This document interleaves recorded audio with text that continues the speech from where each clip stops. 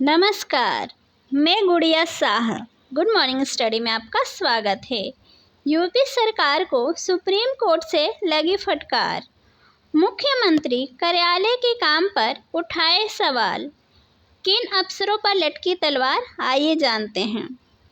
Supreme court ने उत्तर प्रदेश सरकार को फटकार लगाते हुए कहा कि वह अदालत के आदेश की अवहेलना करते हुए आचार संहिता का हवाला देते हुए क्षमा याचिकाओं पर निर्णय ले रही है, जबकि अदालत ने आदेश दिया था कि इस मामले में आचार संहिता आड़े नहीं आएगी।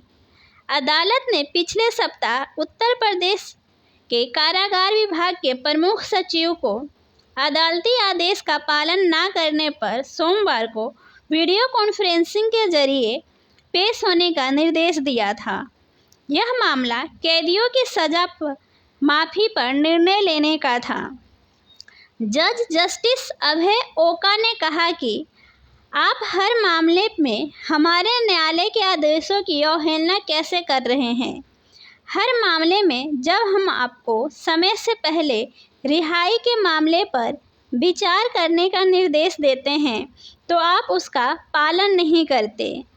इस पर यूपी सरकार के वकील ने कहा कि राजेश कुमार सिंह सभी मामलों की फाइलें सक्षम अधिकारी उत्तर प्रदेश के राज्यपाल के पास हैं।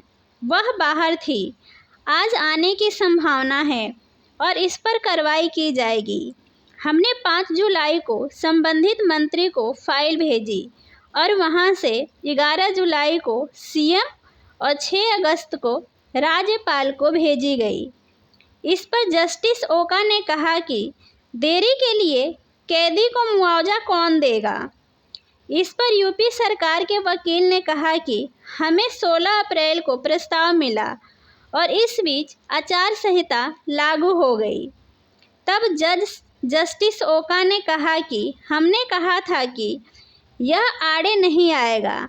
इस पर यूपी सरकार के वकील ने कहा कि सीएम सचिवालय को फाइल नहीं मिली।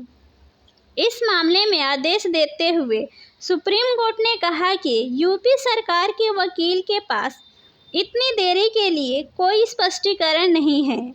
उन्होंने कहा कि इस न्यायालय द्वारा पारित आदेश के बावजूद कि आचार संहिता रिहाई के मामले में निर्णय लेने के रास्ते में नहीं आएगी।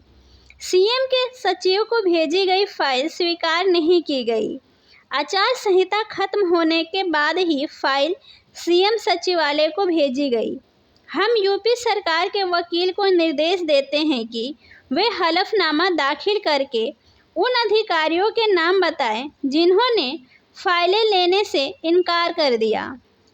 कोर्ट ने अपने आदेश में कहा कि यह भी बताएं कि क्या उन्होंने संबंधित अधिकारियों के समक्ष यह प्रस्तुत करने का कोई प्रयास किया कि सरकार को न्यायालय के आदेशों का पालन करना होगा। अवमानना नोटिस जारी करने से पहले हम राकेश कुमार को निर्देश देते हैं कि वे हलफनामा दाखिल करें जिसमें उन्होंने मौखिक रूप से जो कुछ कहा है उसे शामिल करें। ऐसी ही अन्य खबरों की जानकारी के लिए हमारे चैनल पर बने रहें।